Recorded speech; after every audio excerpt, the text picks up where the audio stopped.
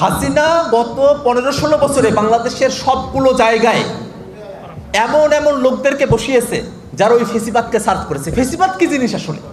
ফেসিবাদ এমন একটা অবস্থা, খুব বড় দুর্নীতি দেখবেন না, মানে ফেসিবাদে জুলুম থাকে, একটা অংশকে শত্রু বলায় তাদেরকে টার্গেট করে করে মারা হয়, ঠিক আছে? এগুলো তো এখানে হয়েছেই।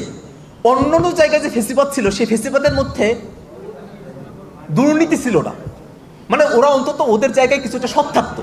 কিন্তু এখানে যে ফেসিবাদ তারা করছিল এটা হচ্ছে পৃথিবীর সব থেকে নিকৃষ্টতম ফেসিবাদ, যেখানে তারা তাদের মতো করে মুক্তিযুদ্ধের চেতনাকে তাদের সম্পত্তি বানিয়ে ফেলেছিল। দেখেন, মুক্তিযুদ্ধের যখন ঘোষণাপত্র, তখন কিন্তু বলা হলো সাম্য, মানবিক মর্যাদা, সামাজিক সুবিচার। এর ভিতর দিয়ে, এই অভিপ্রায়ের ভিতর দিয়ে মানুষজন কি করবে? এই দেশে বসবাস করবে, মুক্তিযুদ্ধ সংগঠিত হবে এবং তার ভিতর দিয়ে মুক্তিযুদ্ধ হলো এবং আমরা স্বাধীন হলাম, পাকিস্তানের বর্বরতা থেকে আমরা মুক্তি পেলাম। দুর্ভাগ্যের বিষয় হলো এখন আওয়ামী লীগ যে 14 সালে একটা নির্বাচন করলো, আবার 18 সালে একটা করলো, আবার 24-এ করলো, এগুলো কি নির্বাচনের কাতারে পড়ে? কখনো একদলীয় নির্বাচন, কখনো রাতের ভোটের নির্বাচন। এইভাবেই তারা এই জিনিসগুলো করেছে। যে এই ঘটনাগুলো প্রমাণ করে যে আওয়ামী লীগ নিজেই মুক্তিযুদ্ধের চেতনার 1 নম্বর বিরোধী শক্তি। এখন ব্যাপারটা এই পর্যায়ে তারা নিয়ে গেছে। তো এই যে সিস্টেম তারা এখানে ডেভেলপ করে দিয়ে গেছে, এই জিনিসটা, এইটা কি এখনো পুরোপুরি দূরীভূত হয়েছে এখান থেকে? হয় নাই। আমরা যারা তরুণ, আমরা যারা যুবক, আমরা তো এই জিনিসগুলো বুঝি। আমাদের ছাত্র ভাইরা, তারা তো তাদেরকে ক্লাসে কি করতে হবে? ফিরতে হবে। তো তারা তো সবসময় রাস্তায় কি করতে পারবে না, থাকতে পারবে না। কিন্তু আমরা যারা তরুণ আছি, যুবক আছি, আমাদের তো সময় আছে, সুযোগ আছে, স্বনির্ভরতার জায়গা আছে, যে জায়গা থেকে আমরা কি করতে পারি?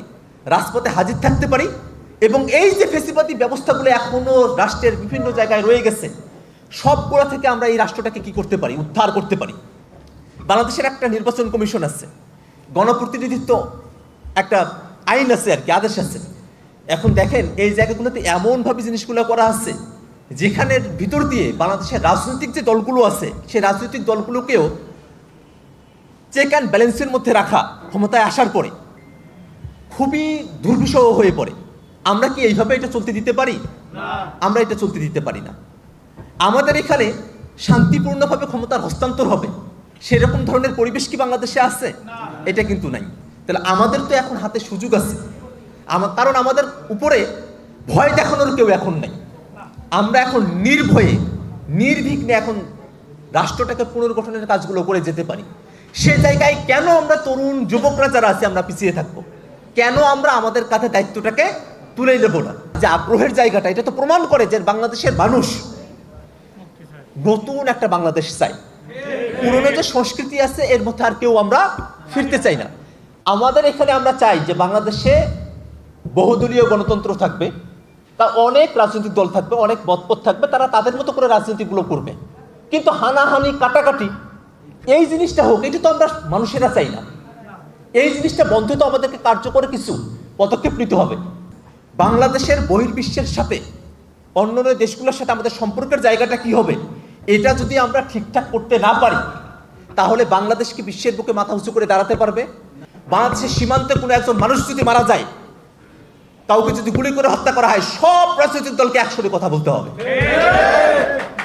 বাংলাদেশের সাথে কোনো দেশের চুক্তি হবে, সেখানে বাংলাদেশের যে স্বার্থ, সেই স্বার্থের ব্যাপারে সবগুলো পক্ষ সবাই একসরে কথা বলবে। যে আমরা এই জায়গাগুলোতে একটা সামাজিক ঐক্য আমরা গড়ে তুলব জনগণের মধ্যে, যে ঐক্যটার বাইরে কেউ যাওয়ার সাহস করতে পারবে না। আমরা এই জায়গাটাতে তো পৌঁছাতে চাই।